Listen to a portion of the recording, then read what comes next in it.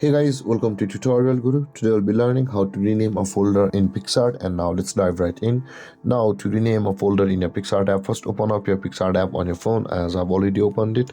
And after opening your Picsart app guys, on this interface at the bottom of the screen you can see on the home interface there are a bunch of icons available for us.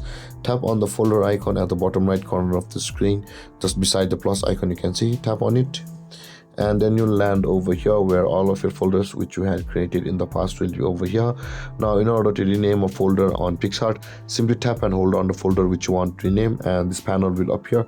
So let's do that again. And after doing that guys, after tapping and holding on the folder which you want to rename, on this panel you can see guys there's like an option that says rename. Tap on rename and make the edits of your folder name. So I'll be just entering demo 2.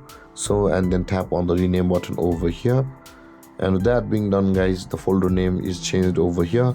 And with that being said guys, this is how to change name or rename folder in Picsart. And if you have any confusions or questions regarding the topic, feel free to comment in the comment section below, and don't forget to like, subscribe and hit that bell icon for more videos.